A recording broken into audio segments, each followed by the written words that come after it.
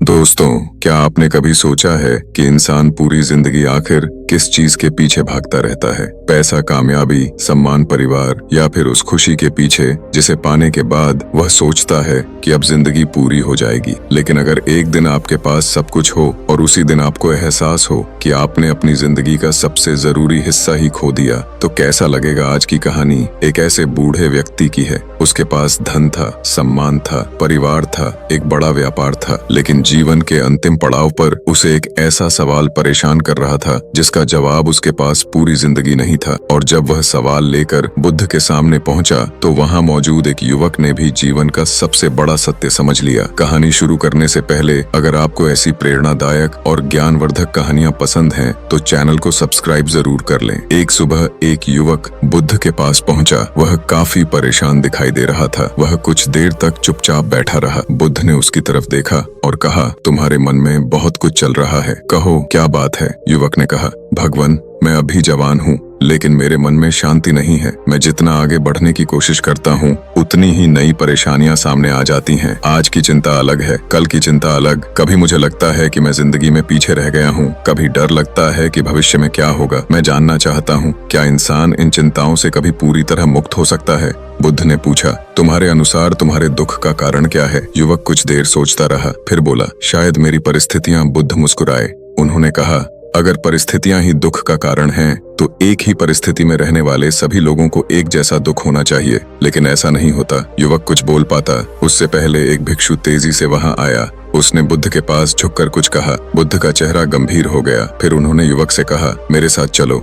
आज तुम्हें तुम्हारे सवाल का उत्तर किसी शब्द से नहीं बल्कि एक जीवन से मिलेगा। युवक बुद्ध के पीछे चल पड़ा। कुछ दूर जाने के बाद वे एक पुराने घर के सामने पहुंचे। घर के बाहर बहुत से लोग खड़े थे। अंदर असामान्य शांति थी। बुद्ध को देखते ही लोग रास्ते से हट गए। कमरे के बीच एक वृद्ध व्यक्ति लेटा हुआ था। उसका चेहरा थका हुआ था लेकिन उसकी आंखें अभी भी जाग रही थीं। बुद्ध उसके पास जाकर बैठ गए। युवक भी पास बैठ गया। वृद्ध ने बुद्ध को देखा और धीमी आवाज में कहा, भगवान, मुझे नहीं पता मेरे पास कितना समय है, लेकिन आज मुझे लगता है कि अगर मैंने अपने मन की बातें अब नहीं कही तो शायद बहुत देर हो जाएगी। बुद्ध ने कहा, जो कहना है कहो। वृद्ध ने आंखें बंद की, कुछ क्षण चुप रहा, फिर बोला, भगवान, आज मुझे अपना बचपन याद आ रहा है। अजीब बात है, मेरे पास तब कुछ भी नहीं था लेकिन मैं खुश था। सुबह उठता था, दोस्तों के साथ खेलता था, बारिश होती थी तो बारिश को देखकर खुश हो जाता था। घर में साधारण भोजन मिलता था फिर भी मन संतुष्ट था। तब मुझे यह नहीं सोचना पड़ता था कि मुझे दूसरों से आगे निकलना है। फिर मैं बड़ा होने लगा और लोगों की आवाजें मेरे अंदर भरने लगी, तुम्हें कुछ बनना चाहिए, तुम्हें आगे बढ़ना चाहिए। देखो,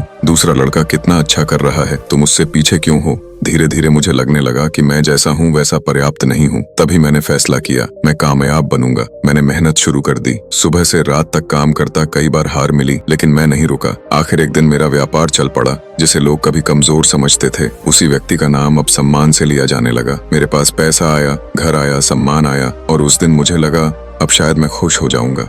लेकिन खुशी ज्यादा देर नहीं ठहरी। मेरी शादी हुई। मेरी पत्नी बहुत समझदार थी। वह अक्सर मुझसे कहती, इतना काम मत किया करो, हमारे पास जरूरत से ज्यादा है, थोड़ा समय हमारे साथ भी बैठो। मैं हंसकर कहता, अभी बहुत कुछ करना बाकी है, जब सब ठीक हो जाएगा तब आराम से बैठेंगे। वृद्ध कुछ क्षण चुप हो गया। फिर उसने कहा, भगवान, वह जब सब ठीक हो जाएगा कभी नहीं आया। हमारे 2 बेटे हुए, उनके जन्म के बाद मेरी जिम्मेदारियां और बढ़ गईं। मैंने सोचा अब मुझे अपने बच्चों का भविष्य सुरक्षित करना है। मैंने और काम किया और ज्यादा कमाया और ज्यादा संपत्ति बनाई। मेरे बच्चे बड़े होते गए लेकिन मैं उनके बचपन को पूरी तरह देख नहीं पाया। मैं उनके लिए भविष्य बना रहा था लेकिन उनका वर्तमान मेरे सामने से गुजर रहा था। फिर एक दिन मेरी जिंदगी में ऐसा दिन आया जिसे मैं आज तक नहीं भूल पाया। मेरी पत्नी मुझे छोड़कर चली गई। वृद्ध की आवाज भर्रा गई। उस दिन मेरा घर बहुत बड़ा था लेकिन मुझे पहली बार वह घर खाली लगा। मेरे दोनों बेटे मेरे पास आए। उन्होंने मेरा हाथ पकड़कर कहा, पिताजी, हम आपके साथ हैं। उनकी बातों ने मुझे संभाल लिया। मैंने खुद से कहा, अब मेरे बच्चों की खुशी ही मेरी खुशी है। मैंने उनकी पढ़ाई देखी, उनकी सफलता देखी, उनकी परेशानियों में उनके साथ रहा, लेकिन फिर भी मेरे मन में एक खालीपन बना रहा क्योंकि एक सवाल बार बार मेरे भीतर उठता था, मैं कौन हूँ? मैं यहाँ क्यों आया हूँ? जीवन का अर्थ क्या है? और इंसान आखिर किस चीज को हासिल करके कह सकता है कि अब मेरे पास सब कुछ है? मैंने सुना था कि आप ध्यान और जागरूकता की बातें करते हैं। मैंने कई बार सोचा, एक दिन बैठूंगा, ध्यान करूंगा, अपने भीतर झांकूंगा, लेकिन हर बार खुद से यही कहा, अभी नहीं। पहले बच्चों का भविष्य, पहले व्यापार, पहले घर की जिम्मेदारी, फिर कभी समय मिलेगा, लेकिन वह कभी नहीं आया। आज मैं यहाँ हूँ और मेरे पास समय बहुत कम है। वृद्ध ने बुद्ध की तरफ देखा और तुम्हारे सपने भी गलत नहीं थे। पूरी जिंदगी गलती से क्या मेरी मेहनत कि तुमने जीवन को जीने के बजाय प्रेम करना लगातार जीवन की तैयारी गलत था। बुद्ध ने शांत स्वर को देखता रहा। तुम्हारी मेहनत ने कहा थी, तुम्हारा परिवार गलत नहीं था। पहले मिल जाएगा, फिर मैं खुश रहूंगा, फिर वह मिल जाए, फिर मैं शांत हो जाऊंगा। लेकिन जब एक इच्छा पूरी हुई तो मन ने दूसरी इच्छा बना ली और तुम एक मंजिल से दूसरी मंजिल तक दौड़ते रहे। याद रखो, सफल होना गलत नहीं है, धन कमाना गलत नहीं है, परिवार से प्रेम करना गलत नहीं है। गलती तब होती है जब इंसान अपनी पूरी पहचान इन्हीं चीजों में खो देता है। तुम धन के मालिक थे, लेकिन धीरे धीरे धन तुम्हारे मन का मालिक बन गया। तुम परिवार से प्रेम करते थे, लेकिन उनकी चिंता ने तुम्हें वर्तमान से दूर कर दिया। तुम भविष्य सुरक्षित करना चाहते थे, लेकिन उसी भविष्य की तैयारी में आज का जीवन खोते चले गए। वृद्ध की आंखों से आंसू निकल आए। उसने पूछा, तो अब क्या करूं?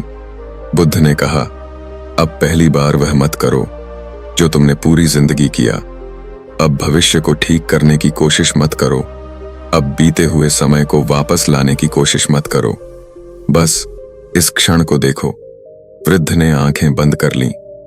बुद्ध ने कहा, तुम्हें अपने जीवन से लड़ना नहीं है। जो मिला उसे स्वीकार करो, जो चला गया उसे जाने दो और अपने मन में यह समझ पैदा करो कि हर चीज बदलने वाली है। कुछ देर तक कमरे में बिल्कुल शांति रही। फिर वृद्ध ने गहरी सांस ली। उसके चेहरे पर पहली बार एक अलग तरह की शांति दिखाई दी। उसने कहा, भगवान, मुझे लगता है मैं पूरी जिंदगी जिस चीज को बाहर खोजता रहा वह मेरे भीतर ही थी। बुद्ध ने कहा, इसी समझ से यात्रा शुरू होती है। वृद्ध ने आंखें बंद कर लीं। कमरे में बैठे सभी लोग शांत थे। उस दिन उसने अपने बीते हुए जीवन को कोसना बंद कर दिया। उसने जो था उसे स्वीकार किया और अपने मन को पहली बार वर्तमान में टिकाया। युवक यह सब देख रहा था। उसके भीतर भी कुछ बदल रहा था। बाहर निकलते समय उसने बुद्ध से पूछा, भगवान, मैंने इस व्यक्ति की कहानी सुन ली, लेकिन अब मुझे डर लग रहा है। कहीं मैं भी पूरी जिंदगी इसी तरह भागता न रह जाऊं। मैं ध्यान करना चाहता हूं, लेकिन मुझे शुरुआत करना नहीं आता। बुद्ध मुस्कुराए।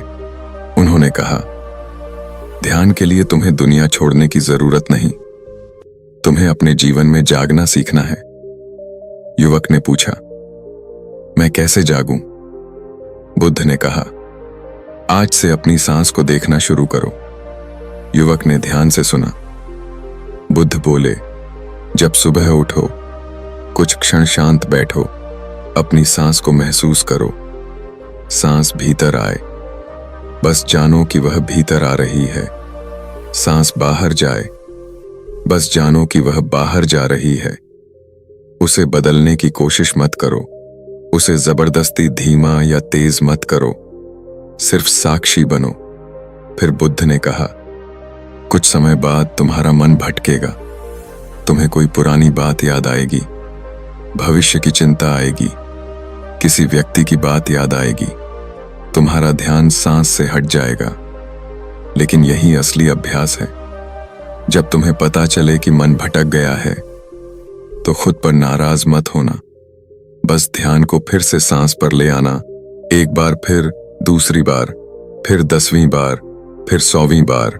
हर बार वापस लौटना ही अभ्यास है। धीरे धीरे तुम्हें समझ आएगा कि विचार तुम्हारे मन में आते हैं, लेकिन हर विचार का पीछा करना जरूरी नहीं। चिंता आती है, लेकिन तुम्हें चिंता बनना जरूरी नहीं। दुख आता है, लेकिन तुम्हें अपना पूरा जीवन दुख के नाम नहीं करना। बुद्ध ने कहा, तुम्हारी सांस तुम्हें बार बार एक ही जगह वापस लाती है। यहीं अभी इसी क्षण।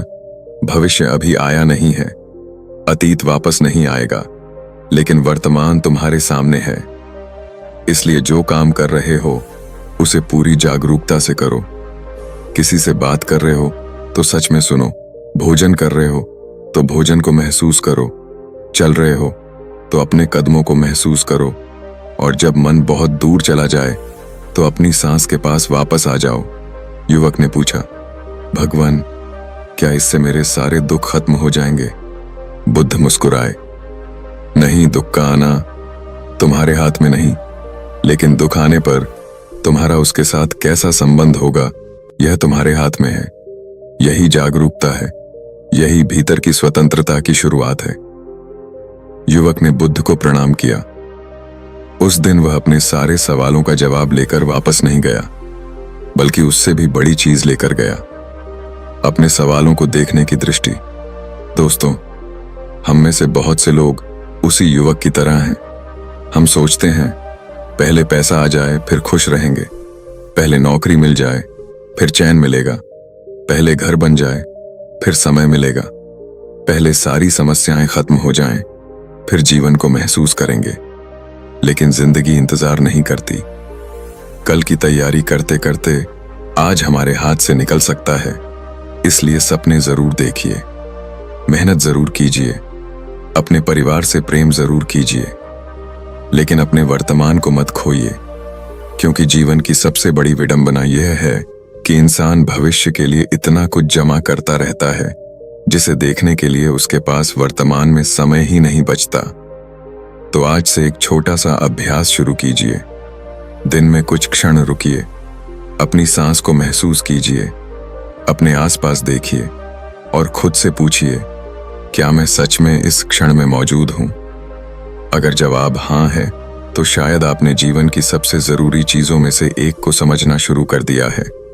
और अगर इस कहानी ने आपके मन में कोई बात छोड़ी है तो कमेंट में लिखिए, मैं आज में जीना सीख रहा हूं, क्योंकि जिंदगी कल नहीं जी